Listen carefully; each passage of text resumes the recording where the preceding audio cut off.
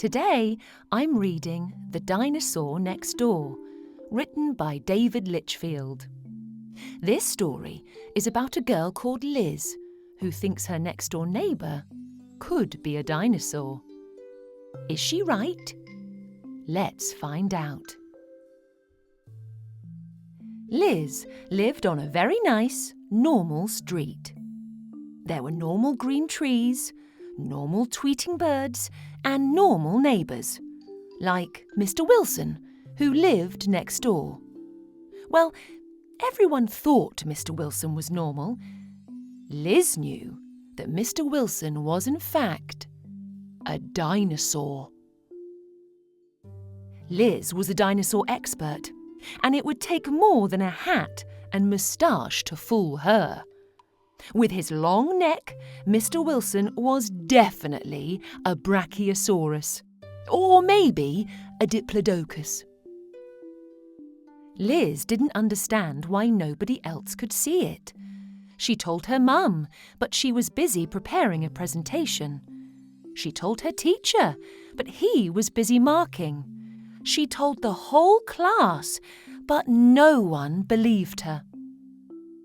So Liz went to the only place she thought someone might listen. She spoke to Mary, the leading paleontologist at the museum. "A real live dinosaur?" Mary said. "Don't be so ridiculous. They went extinct over 65 million years ago." Liz realised that if she was going to convince people that Mr. Wilson was a dinosaur, she would need proof. Every day, Mr. Wilson worked in Beryl's bakery. He loved to bake cakes and perfectly decorate them when they had cooled. Mr. Wilson took great delight in displaying his cakes in the window for everyone to see, and people took great delight in eating them. One afternoon, Liz decided to follow Mr. Wilson as he left Beryl's. But Mr. Wilson didn't go home straight away. Instead, he cycled all the way to a quiet, leafy part of town. In a peaceful glade, Mr. Wilson stopped to sniff some flowers and leaves. Then he started to eat them. Liz's heart raced. She had been right all along.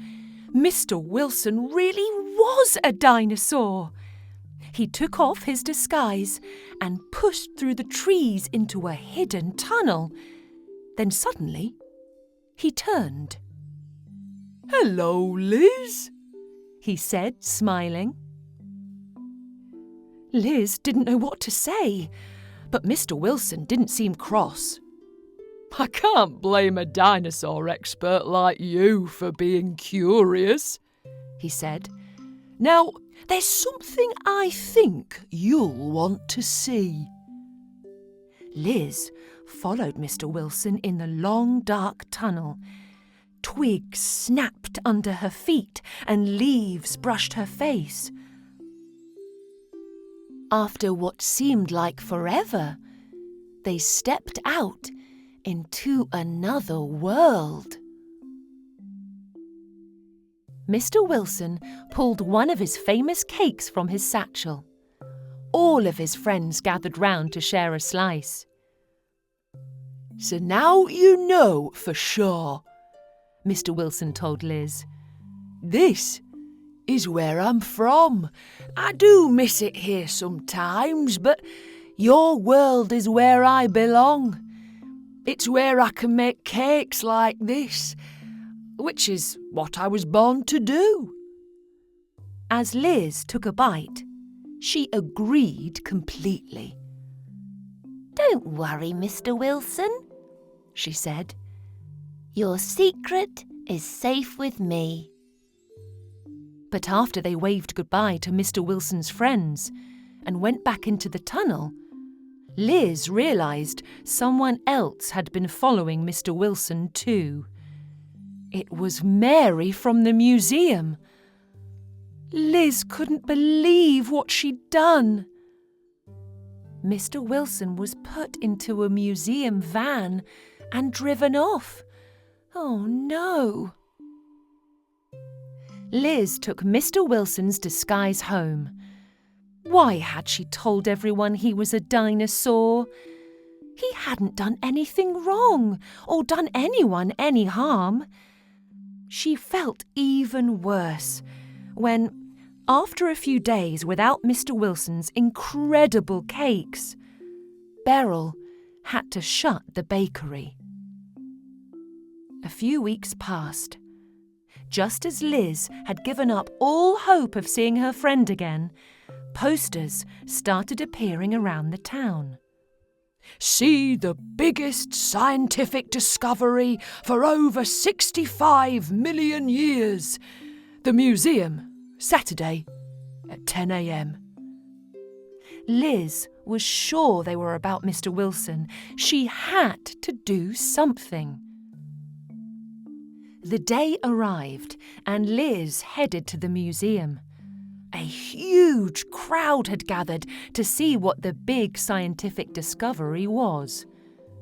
"You won't believe your eyes," Mary said.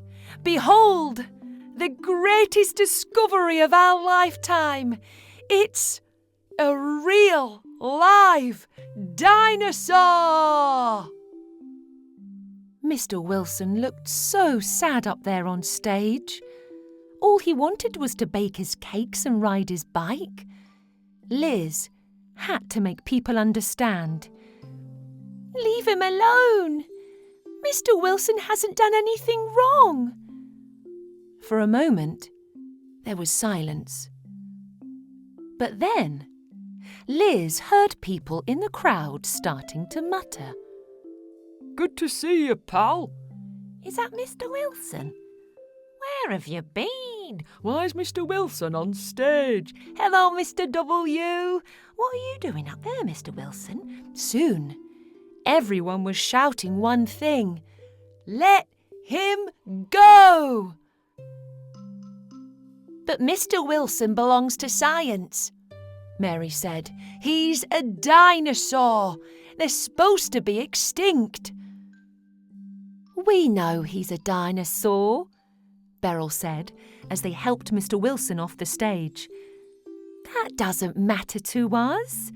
He's also one of the finest bakers that has ever lived, and he has a heart of gold.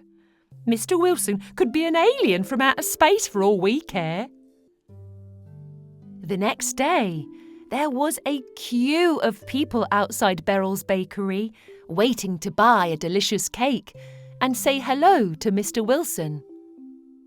Finally, he was back where he belonged.